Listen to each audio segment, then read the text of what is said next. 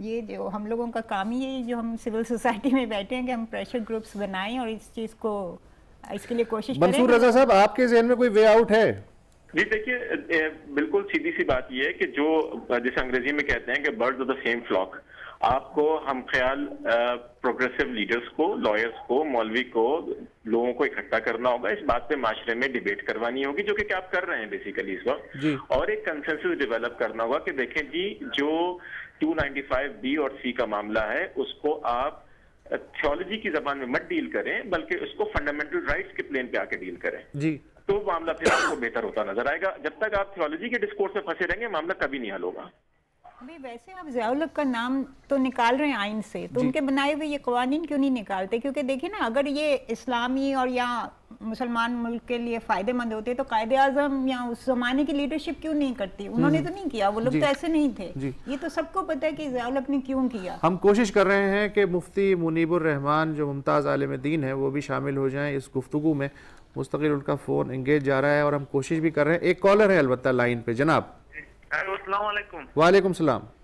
Sir, मैं ये सवाल पूछना चाहता हूँ कि जैसे पाकिस्तान पेनल कोड है 1860 या क्रिमिनल प्रोसीजर कोड है हमारा पाकिस्तान का 1898, तो ये तो मुल्जिमान के लिए इसलिए बनाया गया है ताकि मुल्जिमान अगर कोई जुर्म करे तो इन कवानीन के तहत उनको सजाएं दी जा सके। ठीक है सर।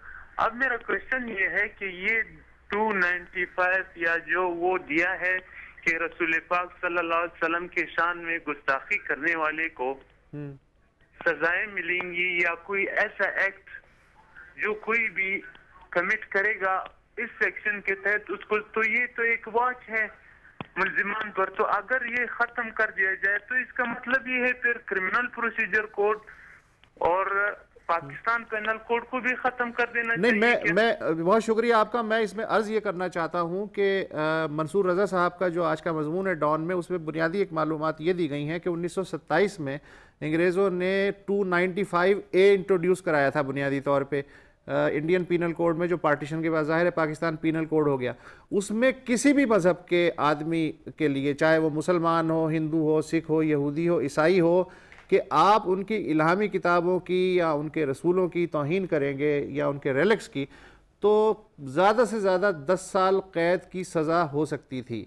अब बुनियादी सवाल मेरा ये है मंसूर रज़ा साहब आपसे भी और महनाज रहमान साहब आपसे भी, कि जब ये 1986 तक ये चल रहा था मामला 295A अंग्रेज़ के ज़माने का, तो उस वक्त तक ये इतनी वबा नहीं थी तौहीन रिसालत के सिलसिले। यही तो सोचने की बात है ना। अब देखिए, अगर अंग्रेजों ने बनाया तो उन्होंने हिंदुओं और मुसलमानों का सोच के बनाया। अब ये एक मुसलमान अक्सरियत वाला मुल्क है। अक्सरियत का देखिए जबर वैसे ही होता है अकलियत पे, तो मतलब अक्सरियत को क्या खौफ है अकलियत से कि वो इस तरह के कवानीन। मुफ्ती मुनीबुर रहमान साहब, मुफ्ती मुनीबुर रहमान साहब जो है इस वक्त लाइन पे हैं। बहुत शुक्रिया मुफ्ती साहब, आपने ये हमें प्रोग्राम में ज्वाइन किया। हेलो मुफ्ती साहब, मेरा ख्याल है लाइन इनकी दुरुस्त नहीं है, ड्रॉप हो गई है जी। तो और वो मैं फिर ये बात दोहराऊंगी कि मुसलमानों को ज़्यादा नुकसान पहुंच रहा है इससे। आपको वो मतलब गुजरांवाले में एक हाफिज़ कुरान को एक दुश्मनी के बिना पे एक औरत ने शिकायत की और उन्हें मार के गलियों में घसीटा गया, और बाद में एक फिर मजहबी जमात के लीडरों ने जाके वहाँ माफ़ी मांगी लोगों से, क्योंकि ये लोगों को इतना भड़का देते हैं, इतना प्रोवोक कर देते हैं कि वो जो मॉब है वो समझता है कि पता नहीं क्या हो गया, चाहे वो झूठी दुश्मनियों के केस होते हैं। जी जी। या बच्चों, जो क्रिश्चियन बच्चे, छोटे छोटे बच्चों से तो शुरू ही ये बात है जी। अब बच्चों को क्या अकल, और वो इलिटरेट लोग जो ना पढ़ सकते ना कुछ, उन पे ये इल्ज़ाम लगाए गए।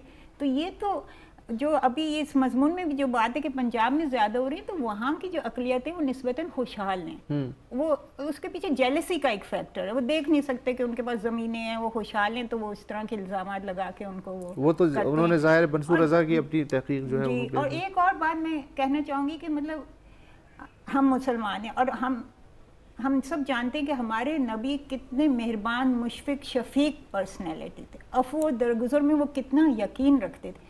अब मतलब उस अजीम हस्ती के नाम पे आप लोग ऐसी जलालतें कर रहे हैं, ऐसी जलील हरकतें कर रहे हैं। मतलब उनका तो ये हाल था कि उनके सर पे जो कूड़ा फेंकती थी औरत, अगर वो एक दिन नहीं फेंकती थी तो वो दूसरे दिन उसकी खैरियत पूछने जाते थे कि बीमार तो नहीं पड़ गई।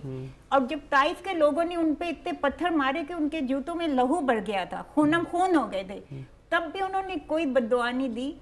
तो उस हस्ती का नाम लेके हम सब ये कमींदियां, ये जलालतें कर रहे हैं, हम लोगों की जानें ले रहे हैं, हम जुल्म की इंतहा कर रहे हैं। और अब इसको जो है ज़ाहिर आईनी एक और पिनल कोड का लिबादा भी पहनाया गया है। इस पे मज़ीद गुफ्तगू करते हैं एक ब्रेक के बाद।